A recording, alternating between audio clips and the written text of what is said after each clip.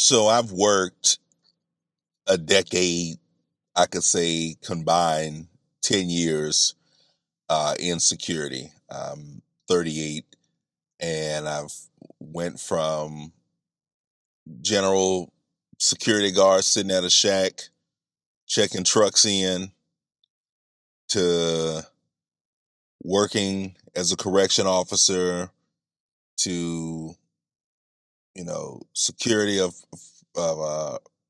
private facilities to, you know, 5-star luxury to VIP protection. Um, and my simple way of simplifying this is I've done and do luxury and I've done ghetto security. And I'll explain explain the two between there. Luxury, you're in environments where, it's a 5-star environment. And most of the security there is more of diplomacy. You're going to have your crazy situations, but it's more so you're trying to talk to people, work it out. You're trying to see how you can solve a problem. And a lot of issues, I see would come in is that also in security, there are different type of security guards. So there's guards that can work in luxury and in 5-star. I'm one of them. And I also can and have worked ghetto security. But a lot of times, I hate to say it like this, is ghetto security situations are handled in an entirely different way than luxury and with an entirely different approach. So when you're in luxury, it's just a lot of people are respective of their privacy, and people just want to feel safe. Folks are out with a few nice things on and shit, and they just want to know the place they're staying and that they want a certain level of that. It's a certain level of hand holding, but I mean that's why people pay $10,000, $15,000 a night for a room. I'm not saying I gotta get down and bark like a dog for them, but that's why people encompass that to pay to feel safe, and it scales up and down. Um, First starting in security, I worked at what we call in my hometown, which was over in Phoenix City. I worked at the chicken plant. And this job was crazy because it was ghetto during the day, but I worked at one of the corner gates overnight. And it was the worst days all through the weekend. It was a church I was going to, and one of the church members, she had, hooked me up with, that position, said they needed somebody fast. I needed work fast. I think I was damn in between damn jobs. I think I had even had to pick up something quick like working at a Circle K to try to make ends meet at one point. And um they needed me overnight, and it was perfect, and it was chill because um, it was in the middle of field in Phoenix City, Alabama, chicken plant. Mainly was people there overnight. It wasn't really production. It was people there cleaning up, and I was just assigned to be at this gate. So when the trucks start coming in at 5:30, I could check them in, and then I would just be off at 6 and drive home. So it was virtually a chill drive. Nothing would be happening until 5. So, I would, have my little book. I'm always known for, if I got some downtime, I ain't finna gossip or sleep. I got to keep my mind moving on work, because if it ain't moving or something ain't grooving, I'm gonna be snoozing. You know what I'm saying? So I got to keep something popping for myself when I'm at work. So I had my little DVD players at the time and this and that. And it was a real struggle because I was at a very low point financially for myself, but I struggled through. I had one of my home girls, Christina, who had my back through the process. I don't even think I had a TV or a computer or anything, any entertainment source in my little space I was in. So I would get off work sometimes and grab her from work, and we would go and out here watch a movie. That'd be my movie, and we eat breakfast and stuff and chill. See, having real people that had my back. So I was able to, get through that job. The only thing was the company was bunk. It was very low pay, And during this process, because it was so much going on, I said I was dealing with some financial struggles. Um, the big thing that ended up happening for me was I had applied. And I think I've told this story in a video or not. You all gotta subscribe, but if not, it's worth telling 100 times. Um, Prior to getting into the mix of working this, I had ran into a high school friend of mine who suggested I apply to work at the juvenile correction facility. And I applied, but jobs like that take time. I had to go up there and apply, and there was like 2 or 3 interviews. And in the meantime, rent's coming up. I'm scratching my head. I'm hungry. All of that shit. So that's how I get to Circle K, and then I got offered the security thing, which kept me somewhat floating in the mist. And then I had a car, so I was able to make that little ride up to the job. Thank God. I can't even remember like just riding home those nights and riding out there, boy, oh boy, oh boy, oh boy. The struggle to get through. But that was my first taste. And I got the call back um, from the prison that when I was to start. And again, this is the country, and they tell you, okay, you start, and they tell you a month out. So they're like, oh, we only starting people on the 17th, so still another month. So I still had to grind, but I made it through. I hopped over in, and getting in corrections, getting that job, I ain't gonna flex. It changed my life. That was my upswing. I was used to just working, shitty jobs, 400 every 2 weeks. If I'm lucky, three something every 2 weeks, struggling, you know, pawn shops, whatever, just a struggle. And it elevated me to like the point where I wasn't making like big money, but for being in my hometown where I'm from, it was good enough for me as a man, being single and no kids or whatever, to go and get my own place and survive and just be able to live. And a little piece of chicken every now and then doesn't help, doesn't hurt anything. So it kind of provided that for me. Um, I learned so much working in corrections. I learned that you know not all people in there, while we know that there's rules and laws and crimes, but when you start to, not all, but some's motivation behind what they did, it would really make you think. I came across young guys that committed crimes because they were already young and their mother had went off and left them for a few weeks. People literally do that. Mothers go on these Miami trips and be hot girls and leave a 13-year-old with a 7 and a 6-year-old in an apartment for a week or two and live like that. And what do you expect? Of course, he went and tried to take something from the store or went and, robbed or whatever, which is not right. But, I learned about a lot of backdrop perspectives. I also got really in tune with my spirituality. I had always been in and out of, various metaphysical and personal development aspects due to initially my mother, who was into a lot of these things. And I had exposure of some of these things, when I was around my mother. And an ex, had recently from that time, a push from leaving college had pushed me into I think at the time was The Secret. But again, I had already had some experience, but it pushed me into that. And I was like, oh, wow, that's because that was the big thing that I was about, was attainment and getting ahead. And I had been pushed into that arena. And I had some spiritual experiences, which I'll probably share in another video. I don't want to I know I go on so many side quests, but I don't want to just completely divert off of just sharing a decade in security. Um, when I was really sitting back and, looking at, uh, how some of those experiences I was having had affected me, I got a little scared. I ain't gonna lie. I got a little scared, and I did like a lot of people do.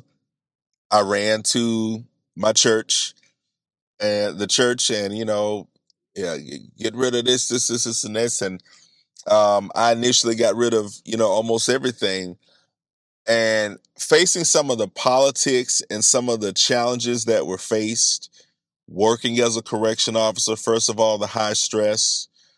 Some days are good, some days aren't. Every day is dangerous, and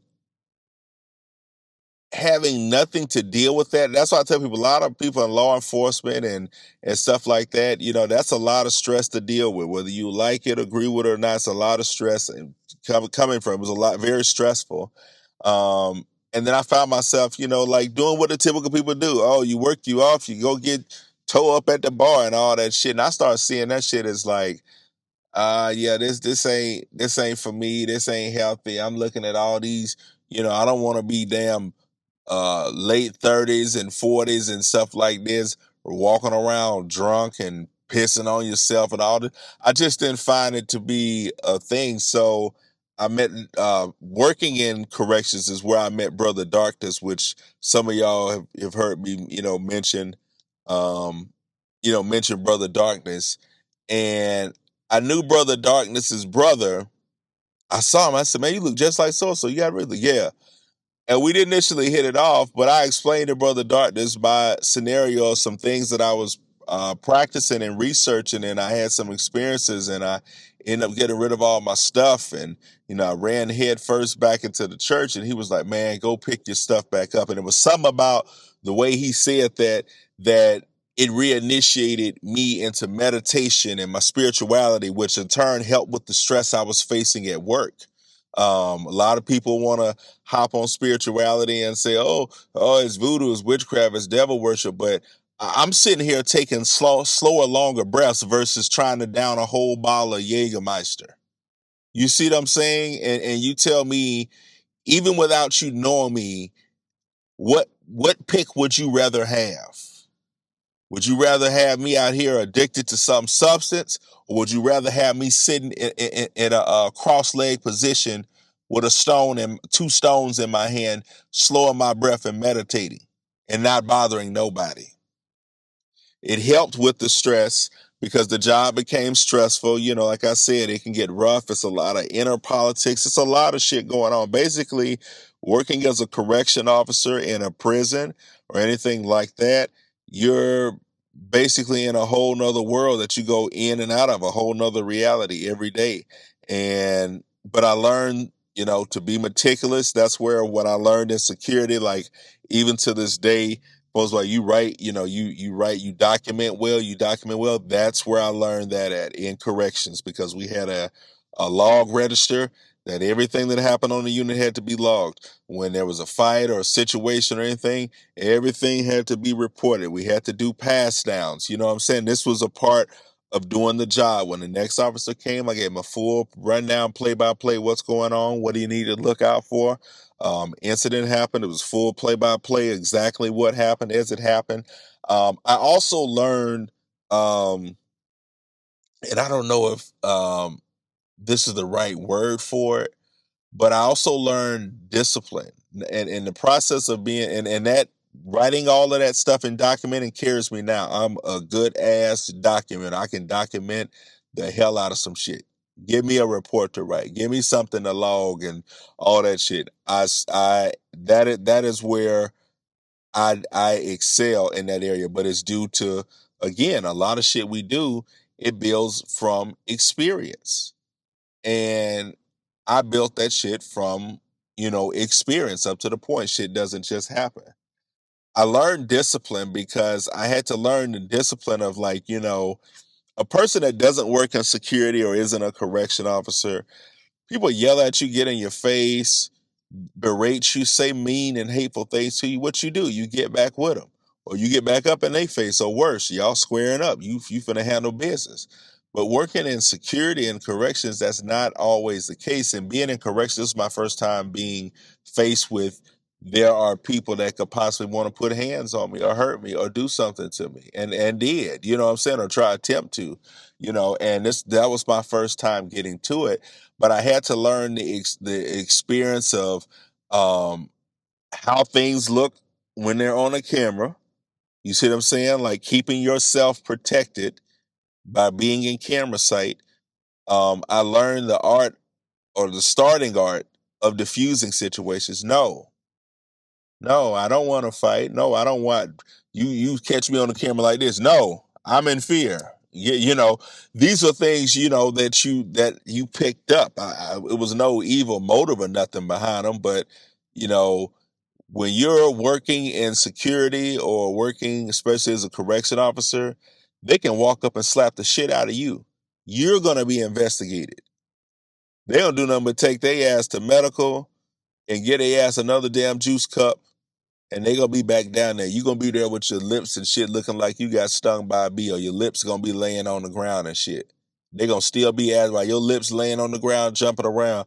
They gonna still be sitting there asking you questions about why do you think he hit you, and they Joker just got up and hit you. That's just the real spiel on on a lot of that stuff. So you gotta protect yourself and be disciplined with yourself, and that's where I learned the discipline that even I carry now when I have people yelling at me or cursing at me or calling me a racial slur, and I'm just sitting there like, okay. Okay. And having the ability to know when to step back and from a situation, you know what I'm saying? And that, because those are the things that I've seen people win and lose working security, that have won their jobs and lost their jobs, and things that we've all made mistakes and done good in and done bad in. You know what I'm saying? So we both, you know, we both live on both sides of the coin, but I speak from experience, and not saying everyone out there is security. I'm just giving you a perspective, is that, working in corrections, you have to basically look like you're trying to get away, you're trying to diffuse the situation. And that's one of the key things that really carried with me for a long time. So in the 4.5 years I did in corrections, got used to getting physical, the fights, the inner workings of the prison. I transitioned into something you could kind of say is security, but I transitioned into a supervisory position where I worked at a state mental hospital, was a supervisor, shift supervisor on one of the units. I had techs under me that would, be the floor techs and, all of that stuff. And the interesting thing about that job is that when I went into the interview, I was interviewing just to be a tech. And just so happened, behold, when I was in the interview, this lady, and I don't remember her name or anything, but I remember she looked up and she was interviewing halfway through. And she said, you sound like you don't sound like no floor tech. You sound like a shift supervisor." I said, "Oh yeah," and I didn't think nothing. I thought she was just being nice and calm. She said, "Don't y'all need a supervisor on unit 6? I think it was 6." She said, and and the other lady that was the head director or nurse over, she said, "Yeah, I do." And she said, "Would you be interested in it?" I said, "I most certainly would." So I got a little bumper pay. I got hired in from the interview. I got upgraded. Of course, the previous experience working in corrections, the other security experience, and then able to be well spoken. You know what I'm saying? That goes a long way. People think security is just about the muscle. This is just some free game. If you're a security, you want to up your game, get a little bit more well spoken, be a little bit more diplomatic, because that will increase the range of what you can do. I was being more diplomatic, seeing that yes, I could be the muscle if needed, but I'll also use my brain in situations. I also think through shit. And that's where the rubber kind of meets the road, from the muscle versus officer status, or even more than that. Whatever y'all want to tell it. I don't really give a shit on that aspect. But um, I got in there, and to be honest with you, it was gravy. It was my first time being a supervisor in that field. Yes, we had patients and clients that acted up and did their thing, but we had to work. around and worked through that, and it was a well-oiled machine. All the text that I had on the units was cool as hell. I had a cool vibe with people that worked there. Everything was legit. But again, you know, I tell people this is the country. And in the country, folks just be glad to have a damn job, especially a state job. So them people worked. My team worked. It wasn't no slacking. It wasn't no shit I was looking for. No, they got their shit. My team, we got our shit done, and it was good being a supervisor there. It was actually a smooth job. The only thing is that some nights you had to hold over, where if enough people, they didn't have enough techs or a ratio of people, you'd have to stay over, which it kind of sucked. You got a little overtime. It sucked though, but yeah, it worked out well for me. Um, I worked it, and eventually, prior to me leaving my hometown, when I left, I took a break. I moved to Florida, and I immediately, first thing I looked up when I got to Florida, I needed a job. I looked up correction officer like I did. I saw that shit and I was like, nah, I don't want to do that no more.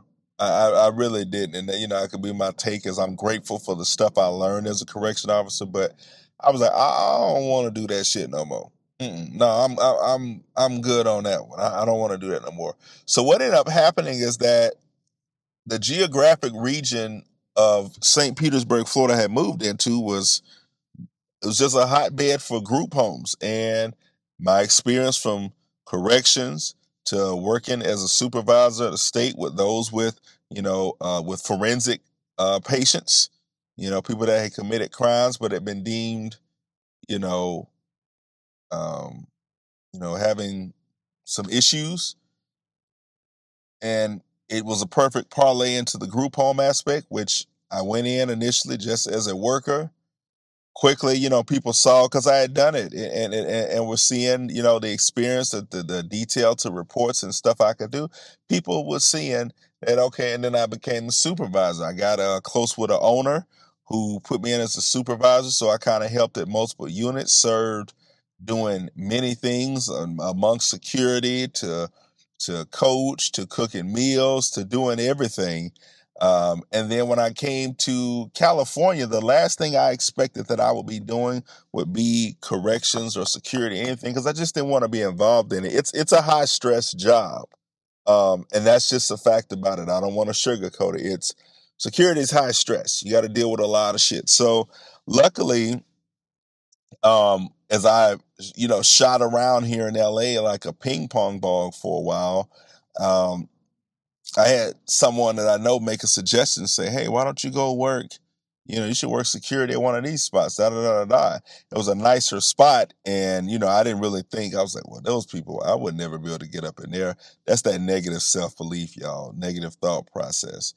And I applied for a spot, and boom, 5-star luxury. They pulled me in.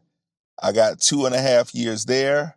I went to another spot that wasn't and this was my first time at this spot being like around celebrities and stars. I wasn't screaming or starstruck, but I got to see how people freak out over celebrities and stars. I got to see how some people really live.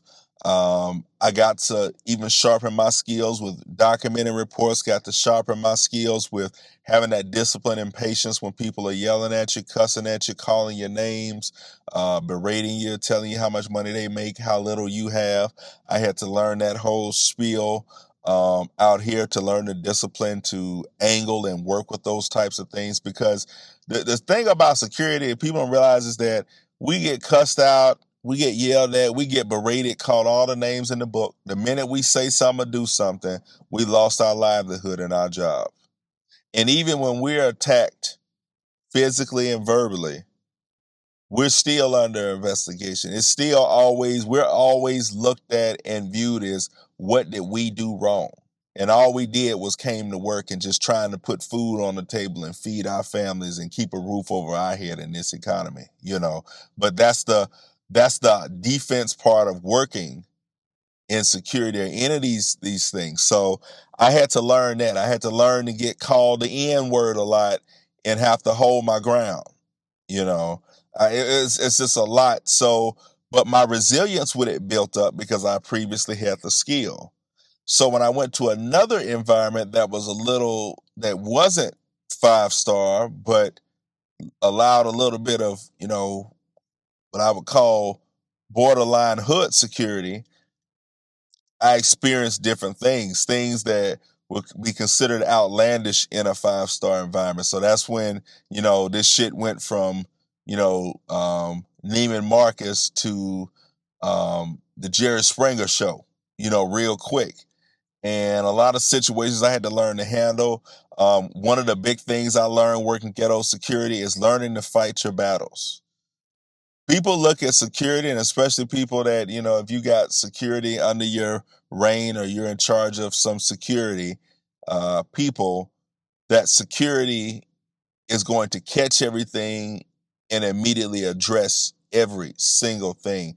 And people don't realize, like, you got to weigh things, you got to add weight to things and you got to really say to yourself, okay, if I do A or B, it's going to cause an argument. And this does not mean that you're going to turn your head on everything. You're doing some crazy off the wall shit, it's just going to be addressed. That's just part of the work. But you weigh yourself in the options like, okay, is it really worth it me going toe to toe or battling or this verbal exchange when, like, I had an example one time is I had to kick people out of an area.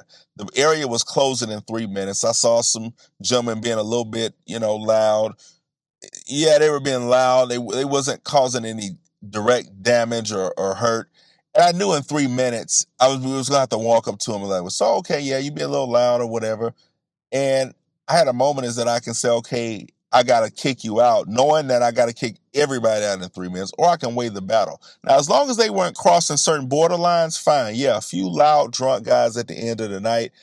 Now we're at 2 minutes and 15 seconds left that I've got to kick everyone out. So I can just move everyone out, still get the area clear, it's quiet, and then I avoid this. And it's not saying that everything is a system of avoidance, but you legitimately get it.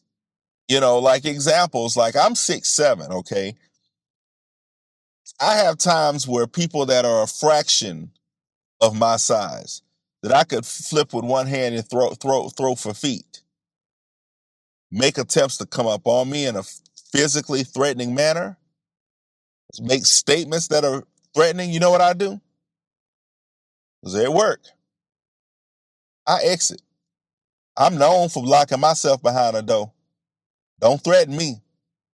Now, again, like any other person, I have and will defend myself and can do a very great job of that. But we're talking about working as you go into certain environments and the perspective from an actual, this is a decade in, where I'm telling you is that you're playing a lot of defense. People that get screwed up in security, you get busted is when you're trying to play offense. That's the mistake when everyone loses. You're playing defense. I'm playing defense on the folks that might want to, berate me or call me this. Uh, People bait security. I hope y'all know that. Literally, there's people I've known, people that I know that have worked in security have lost, their income and was baited from square one. I'm going to say this to him, see how he responds. I'm going to say that to him. I have a lot of people when I don't respond. And I feel like if it gets to a disrespectful level or where I'm losing it, because that's what all these jobs tell you in the first place. Unless you're a law enforcement officer, get yourself to safety. That's crisis training. Get into safety. A lot of guards and people can't do that. That comes with wisdom, experience, and, having your ego under control. Because in a decade of going through security, the biggest issue I see with officers is ego.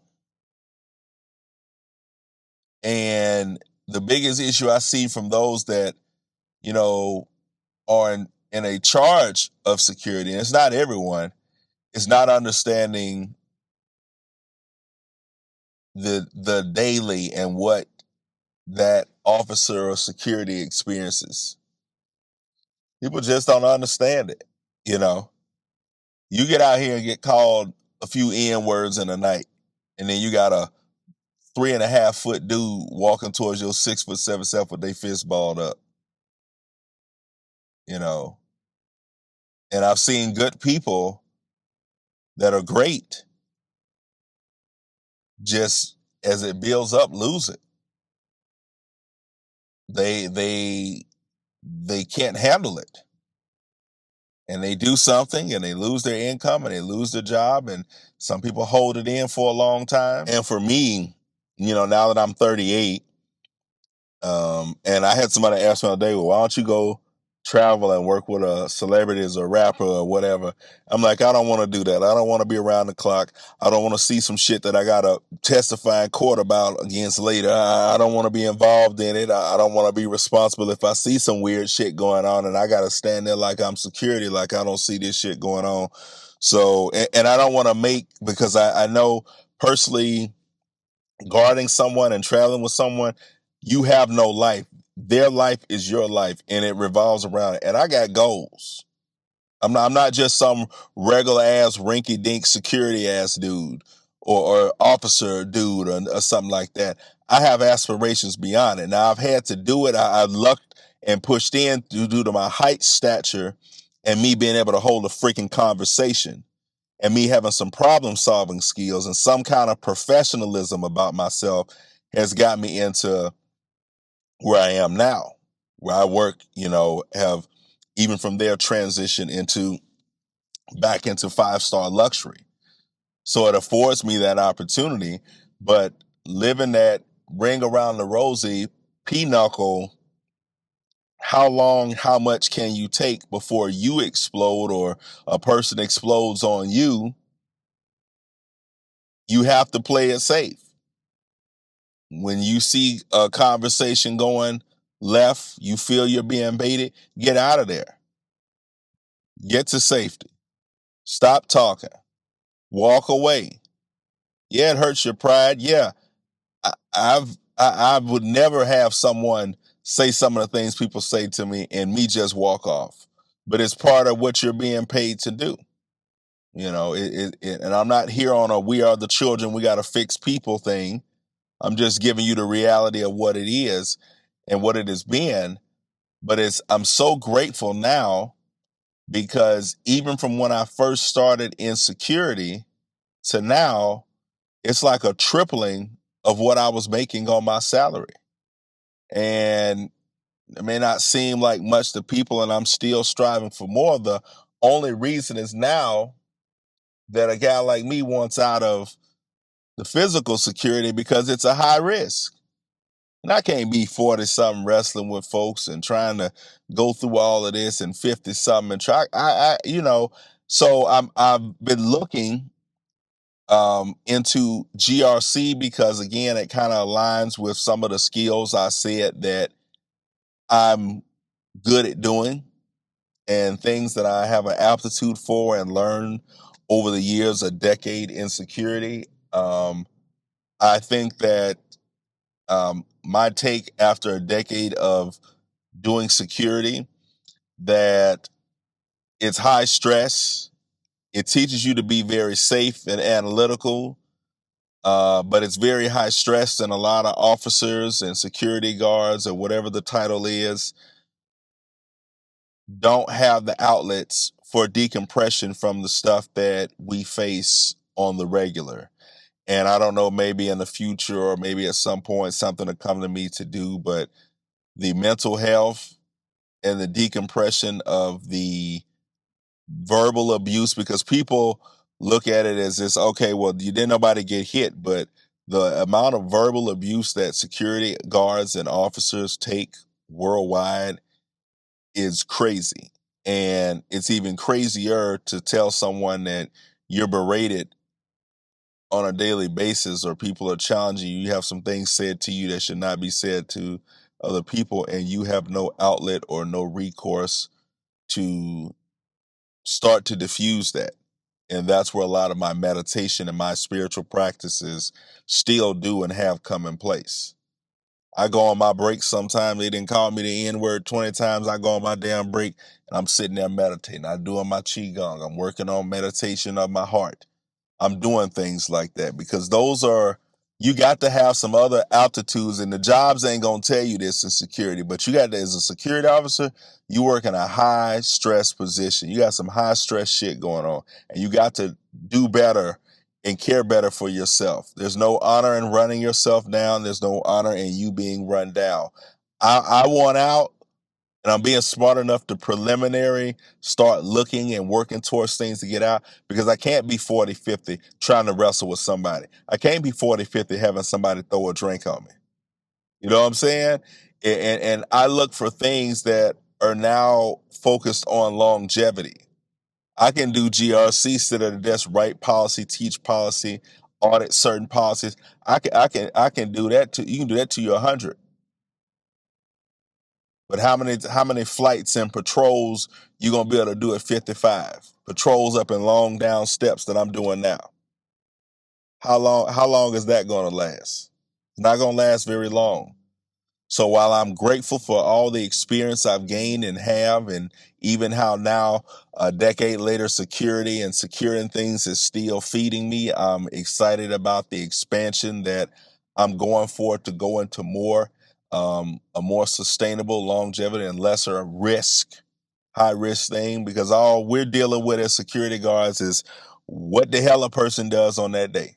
And to be honest with you, they can do and have and will do almost anything. You don't know.